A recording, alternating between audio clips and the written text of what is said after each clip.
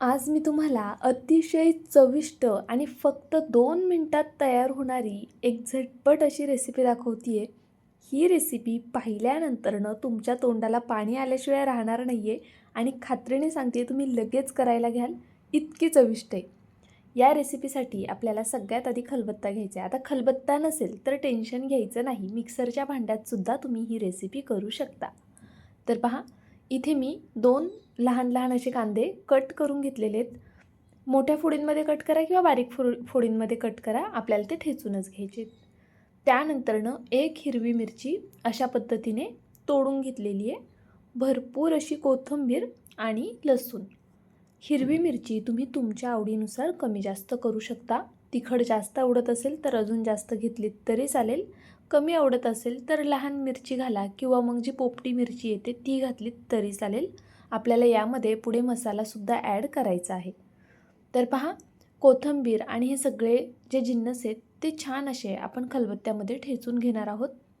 जर तुम्ही ही प्रोसेस मिक्सरमध्ये करताय तर मिक्सरमध्ये ऑन ऑफ मोडवर तुम्हाला हे बारीक करून घ्यायचे. आपल्याला कांदा, लसूण, कोथिंबीर खूप जास्त बारीक करायची नाही आहे, ही सगळ्यात महत्त्वाची गोष्ट आहे. आपल्याला हे सगळं थोडं ओबडधोबड ठेवायचं आहे. तर पहा, अशा पद्धतीने मी हे छान असं कुटून घेतलेलं आहे. मस्त असं कुटून घ्यायचं आहे आणि छान असं दरदरीत राहायला हवं आहे. तुम्ही मिक्सरमध्ये ऑन ऑफ मोडवर फिरवलंत ना तरी ते छान बारीक राहील किंवा तुम्ही चॉपरमध्ये सुद्धा करू शकता. पहा, इथे मी थोडीशी हळद घातलेली आहे आणि त्यानंतरनं यामध्ये लाल तिखट घालायचे. आता लाल तिखट तुम्ही तुमच्या आवडीनुसार घाला. मी इथे आधी एक हिरवी मिरची घातली होती, त्यामुळे मी लाल तिखट थोडं कमी घातलेलं आहे. तुम्हाला कितपत तिखट आवडतं त्यानुसार तुम्ही इथे लाल तिखटचा वापर करू शकता. चवीनुसार मीठ घालून घ्यायचे आणि परत एकदा हे सगळं थोडंसं ठेचून घ्यायचं आणि छान मिक्स करून घ्यायचं. आता इथे अजून एक महत्त्वाची टिप देते मी. जर तुम्ही खलबत्त्यामध्ये हे ठेचताय ना तर मीठ सुरुवातीलाच घातलं तर जास्त बरं होईल, कारण मीठ घातल्यानंतर हे लवकर बारीक व्हायला मदत होते. तर पहा, अशा पद्धतीने आपलं हे सर्व छान असं ठेचून झालेलं आहे. आता फक्त काही सेकंदाची जी प्रोसेस आहे ना ती करून घ्यायची आहे. आधी हे खलबत्त्याचं सगळं मी काढून घेतलं व्यवस्थित. तुम्हाला मी दाखवते सुद्धा. पहा, खूप असं बारीक केलेलं नाही आहे मी, छान असं दरदरीत ठेवलेलं आहे. ज्यावेळेस घरामध्ये भाजीला काही नसतं ना त्यावेळेस तुम्ही ही चटणी, हा ठेचा करून पहा, अप्रतिम लागतो. आता महत्त्वाची स्टेप करूया. पहा, छान असं कडकडीत गरम तेल घेतलेलं आहे मी. त्यामध्ये तीळ घालायचे आहेत आणि जिरं घालायचे. जिरं आणि तीळ छान असे फुलून द्यायचे. त्यानंतर कढीपत्त्याची पानं घालायची आणि हे गरमागरम तेल ह्या कांद्यावरती घालून घ्यायचं. आता आपण हे सर्व छान असं मिक्स करून घेऊया. खायला खूप जास्त चविष्ट लागतो हा ठेचा.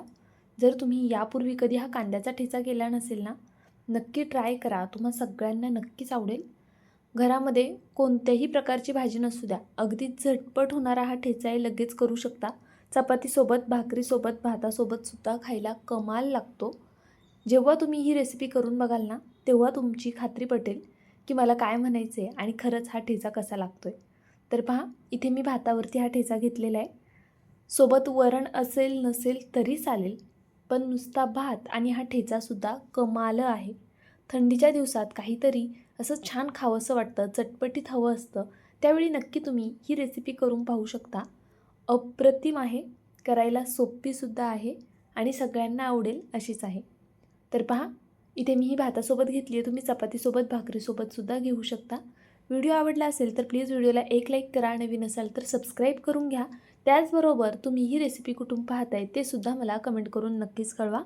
आणि हा व्हिडिओ किंवा ही रेसिपी केल्यानंतरनं मला कमेंट करून कळवायला विसरू नका की ही रेसिपी तुम्ही केली आणि आवडली की नाही.